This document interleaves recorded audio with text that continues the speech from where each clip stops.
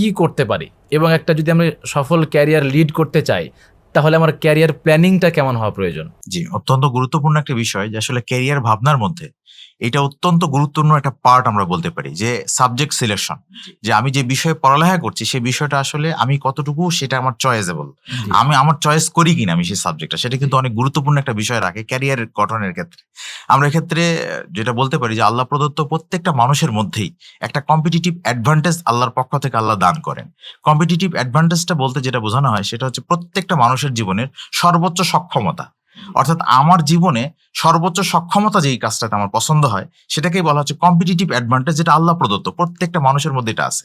যার কারণে আমরা দেখতে পাই যে আমাদের মানুষের মধ্যেও কিন্তু অনেকটা মানে যে ভ্যারিয়েশনগুলো হয়, ভ্যারিয়েশনগুলো কেন হয় যে কেউ দেখা যায় কেউ লিখতে ভালোবাসে, কেউ হয়তো বলতে ভালোবাসে, কেউ হয়তো বেশ কিছু বিষয় ইঞ্জিনিয়ারিং করতে ভালোবাসে, কেউ হয়তো দেখা যায় ডাক্তারি করতে ভালো লাগে, কারো হয়তো আইনজীবী হতে ভালো লাগে, কেউ হয়তো ব্যবসায়িক জীবনে তার ক্যারিয়ারকে গঠন করতে চায়।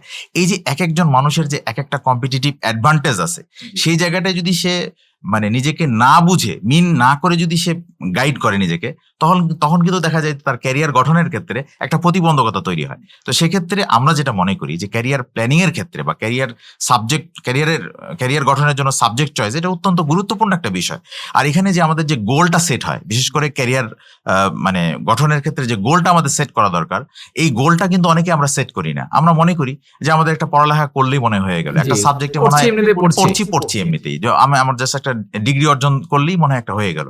এটা কিন্তু অনেক সময় আমাদেরকে কিন্তু যে বিষয়টা আমাদের গবেষণা করার বিষয় ছিল সেখান থেকে কিন্তু আমরা পিছিয়ে যাই। এই জন্যই আমাদের বিশেষ করে বিভিন্ন স্কলাররা তারা কিন্তু একটা উক্তি বলে থাকেন, যেটা আর ইংলিশে একটা প্রবাদ আছে, সেখানে বলা হচ্ছে যে the trouble with not having a goal. অর্থাৎ যদি কোনো মানে সমস্যাটা হয় যদি কারো যদি কোনো গোল না থাকে, কারো যদি জীবনের কোনো এইম না থাকে বা যদি কোনো লক্ষ্য না থাকে, তাহলে যে প্রবলেমটা হয় ইজ দ্যাট, এটা বলা হচ্ছে যে এটা সেরকম যে you can spend your life running up and down the field. আপনি হয়তো মাঠের মধ্যে খেলাধুলা করছেন, দৌড়াদৌড়ি করছেন, আপ ডাউন করছেন, বাট নেভার স্কোর, কিন্তু আপনি কখনো স্কোর করতে পারবেন না, কারণ আপনার কোনো লক্ষ্য নেই।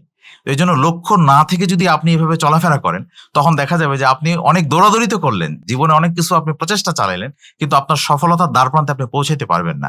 তো সেক্ষেত্রে এই কম্পিটিটিভ অ্যাডভান্টেজ অনুযায়ী আমাদের যদি সাবজেক্ট সিলেকশন আমরা করি, তাহলে কিন্তু আমরা সফল হতে পারি ইনশাআল্লাহ। তো এই ক্ষেত্রে আমরা যেটা মনে করি যে একটা ছেলে, বিশেষ করে এক্ষেত্রে যারা আমরা যখন সাবজেক্ট চয়েস করতে যাই, তখন কিন্তু আমাদের দেখতে হবে যে আমি কোন বিষয়টাতে সবচেয়ে বেশি ভালো, আমার কম্পিটিটিভ অ্যাডভান্টেজ কোনটাতে সবচেয়ে বেশি আমাকে মানে উৎসাহিত করছে, সেই দিকে আমি ভালো লাগছে, কোনটা আমাকে বেশি ভালো লাগছে, সেই বিষয় অনুযায়ী যদি আমি সাবজেক্ট সিলেকশন করি, তাহলে কিন্তু আমার মন, ধ্যান, জ্ঞান সব কিন্তু সেখানে আমি ব্যয় করতে কিন্তু আমার মনটাও আগ্রহী হয়ে উঠবে।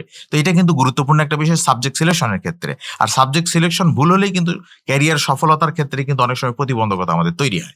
তো এটা কিন্তু আমাদের সাবজেক্ট সিলেকশন অত্যন্ত গুরুত্বপূর্ণ একটা বিষয়, যেটা যেটা পরবর্তীতে তার ক্যারিয়ার ভালো ক্যারিয়ার করতে সহায়তা করবে।